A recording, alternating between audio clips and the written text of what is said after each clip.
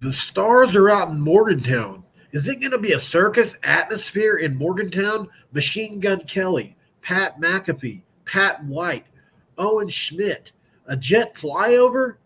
Let's talk about all that and more on this episode of Locked On West Virginia.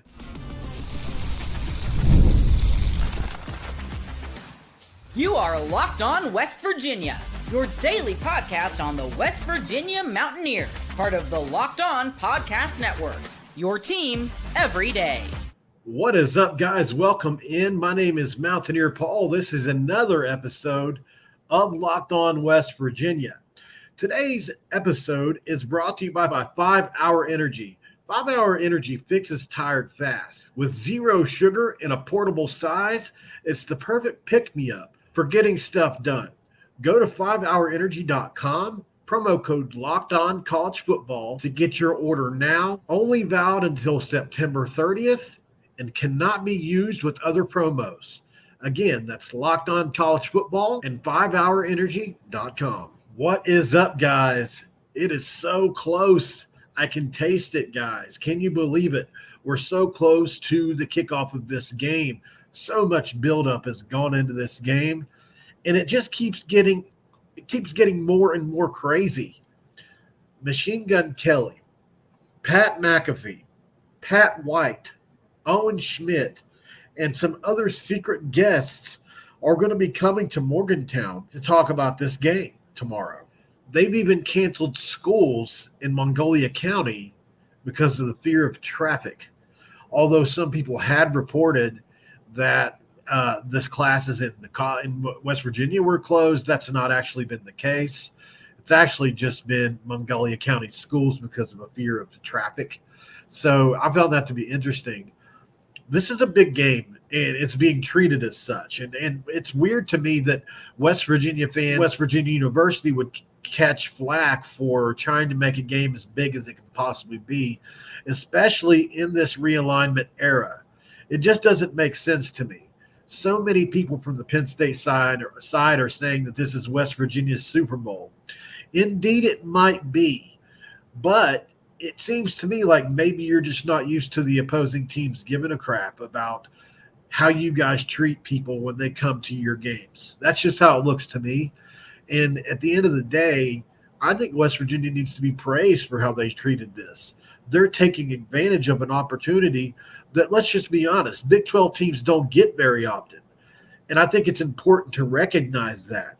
We're very lucky to be in this spot, and it's kind of a banner moment for the Big 12. If West Virginia can pull this game off, obviously it can catapult them into what I would consider to be a new stratosphere as far as the future of the brand.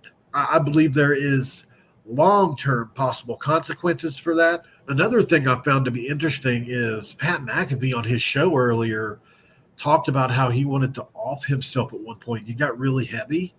You know, I think it really can't be understated how much this means to Pat McAfee and how much healing is actually happening here, guys. Do you realize this is almost 20 years in the making, this reunion with West Virginia University? And I just have to say kudos to Pat McAfee. I think personally the way I feel about this is because of how he was treated after the Pitt game, the miss.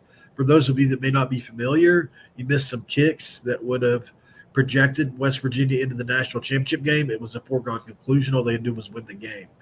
Didn't even matter if they barely won. They had to win.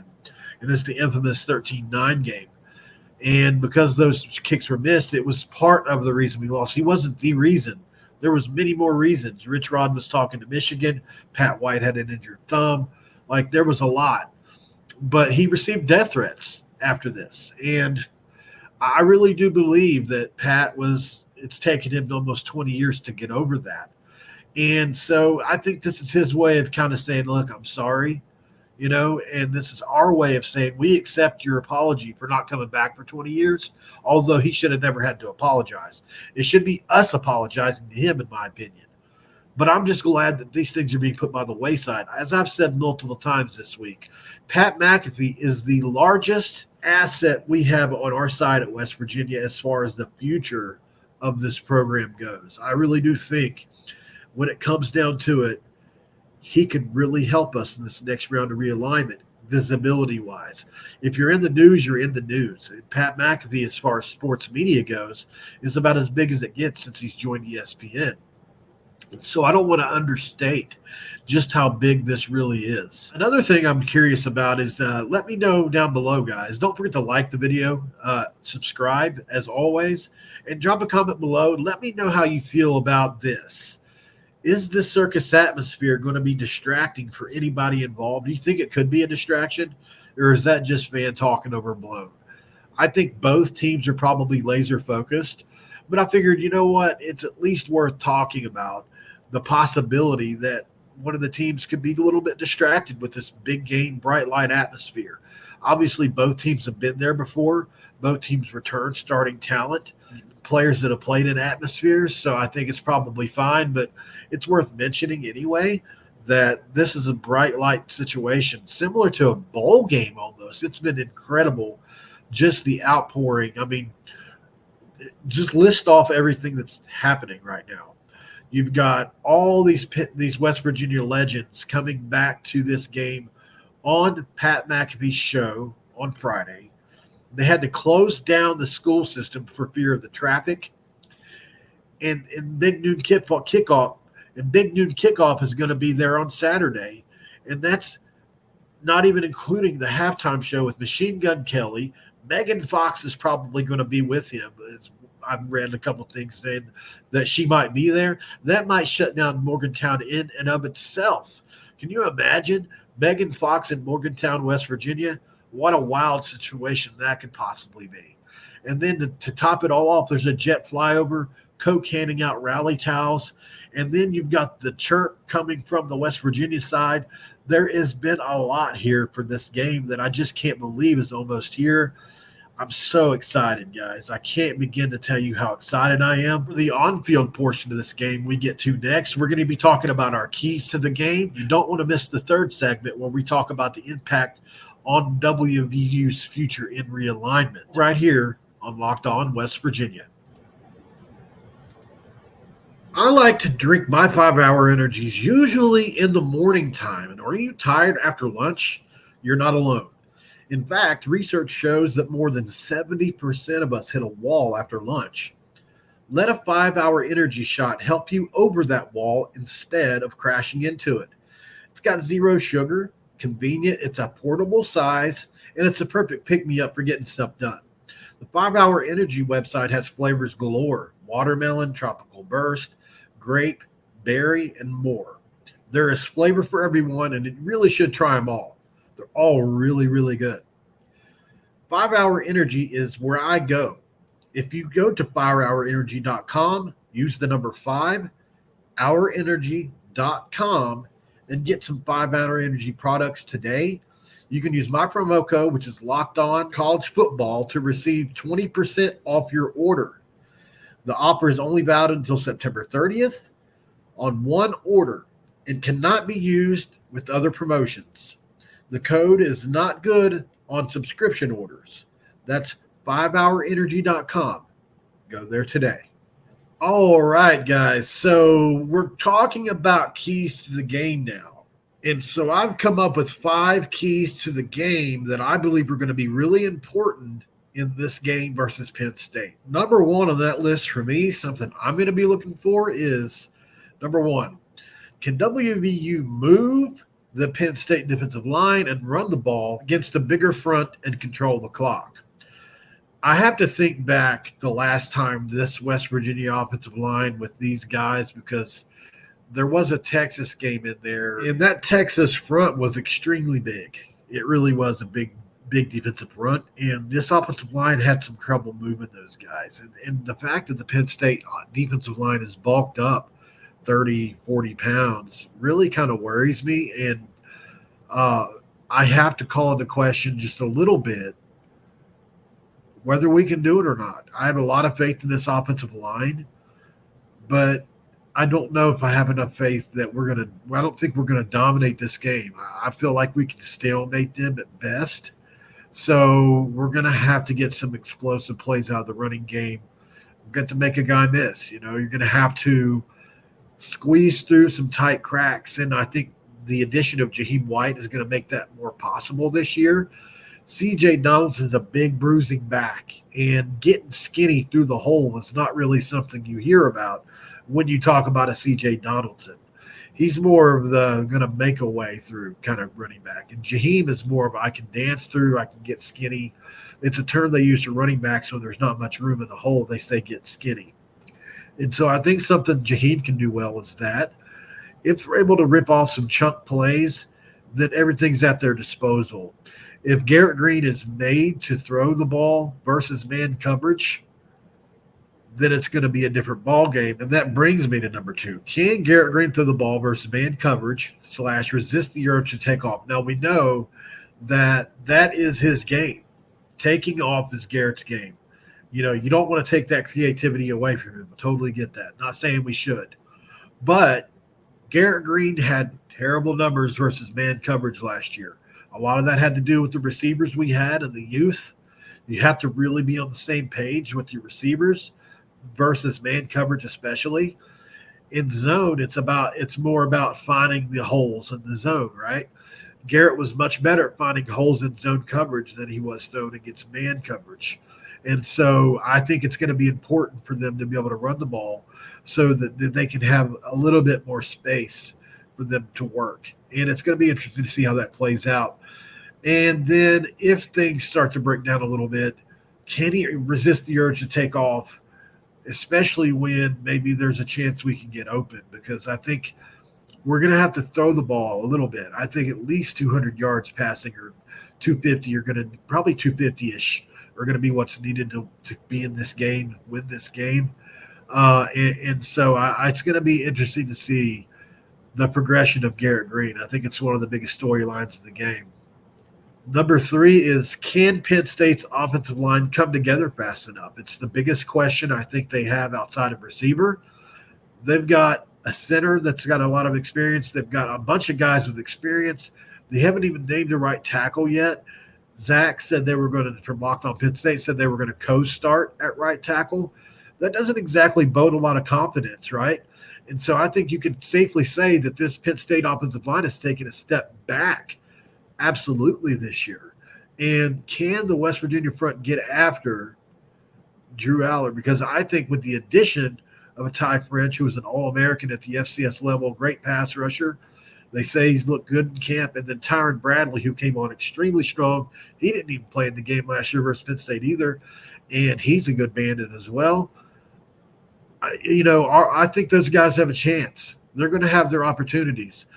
Fashanu and all those guys are gone to the NFL. Penn State lost 3 guys to the NFL draft. So you have to think the West Virginia defensive front has a little bit of an opportunity here, and they're old. They've got a lot of guys that are older on the defensive line. Eddie V, Malba, Sean Martin, they're all older guys. And so I didn't think about this too. Malba has a lot. He's probably want to get some get back, right? This is a guy that couldn't make the field at Penn State because they were using a smaller defensive tackle when he was there. Now they bulked up and used the kind of player that he is. Would he be a starter on this year's Penn State defensive line? Probably not, but he would probably be in the rotation, so he probably is going to be looking to show them that they missed on him by not bringing him, trying to keep him there. Number 4, where is the skill talent for Penn State? I mentioned on the show yesterday, you've got Trey Wallace, who has been injured almost his entire career, that has a lot of talent. Julian Fleming is a guy that caught, 70, 80 balls or whatever it was at Ohio State over a 4-year span. Just because you got 5 stars next year, that means very little.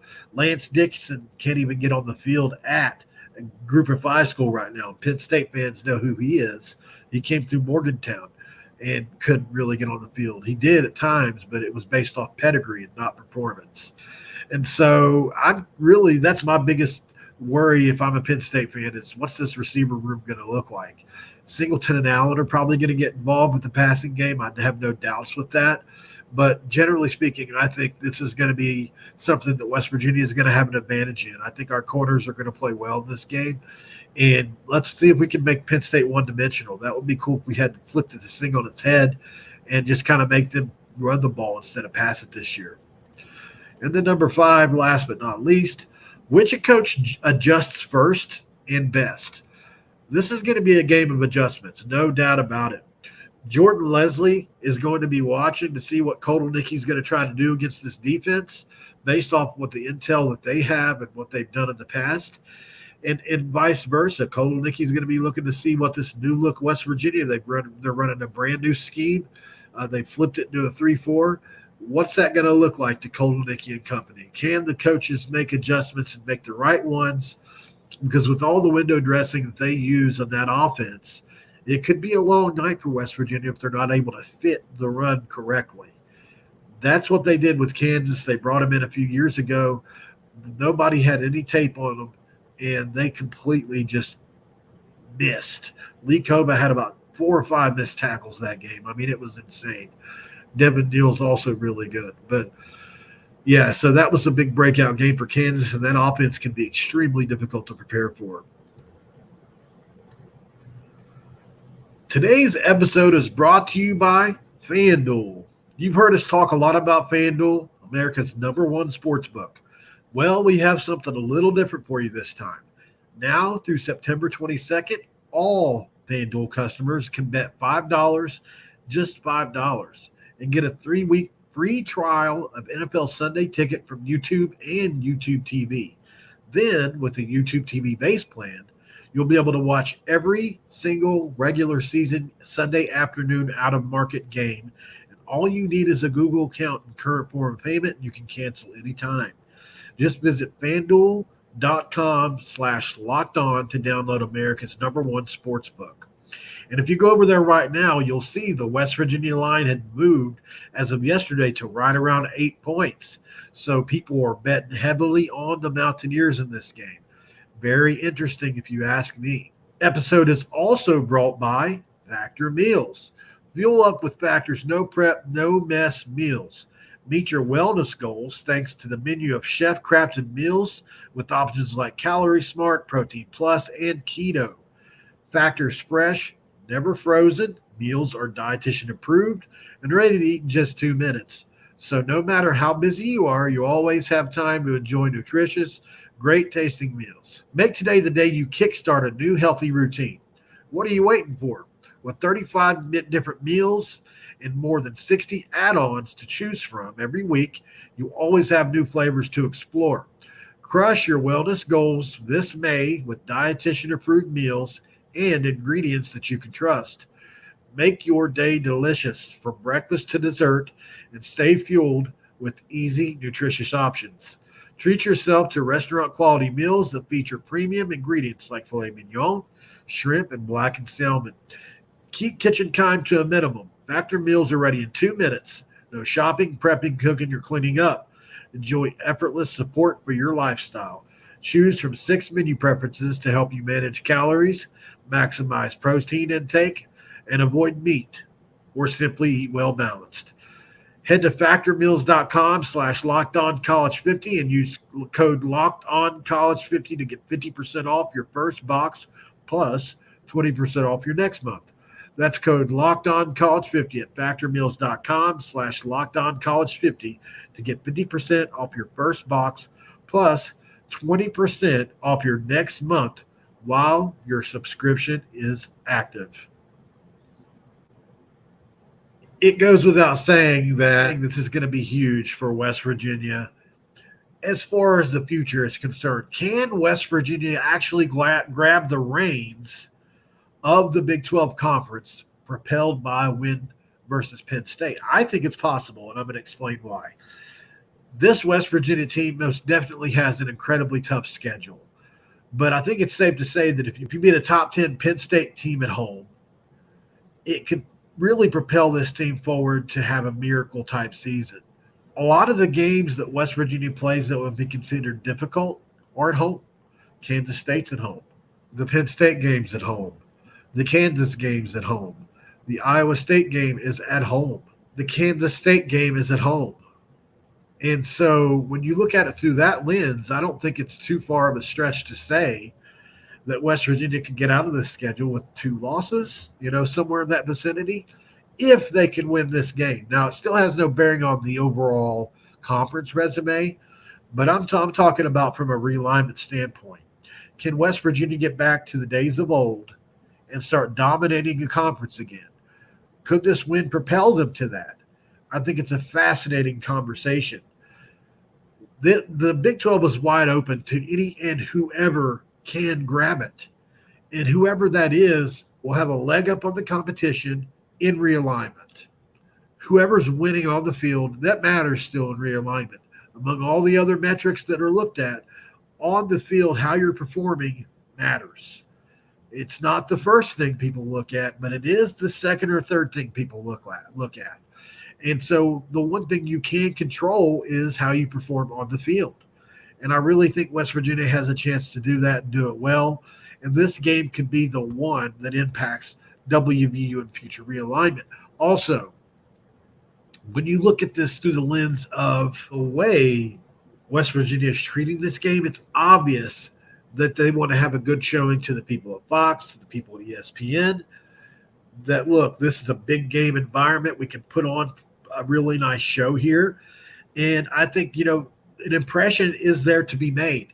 And there's been so much talk about this game. I'll be so interested to see what the numbers look like as far as viewership goes. That would be super cool if they can get into the top 2 or 3 games this weekend. I don't know how possible that's going to be with Clemson, Georgia. You got teams like LSU and USC playing. So there's a lot of games that are in competition for that. But I think, at the end of the day, man, West Virginia's got a chance to put themselves back on the map, and it starts with Penn State. I have to tell you guys, I want to thank you guys for all the support. You guys have supported the crap out of me heading into this role with Locked On, and it's been a transition, right? It's been a not a difficult transition, but it's just been something new. I was on my own schedule before. I could really do what I wanted. The length of time I recorded is different, and I've learned a lot since being with Locked On, and I really hope that you stick with me through a learning process, because I'm going to make some mistakes. I'm not going to be perfect. And I'm the kind of person, I'm really hard on myself when I do wrong or what I view as like not good or don't do a good job. So just stick with me through some of this. Like, there's a lot of moving parts to doing a show like this, and I'm brand new at it.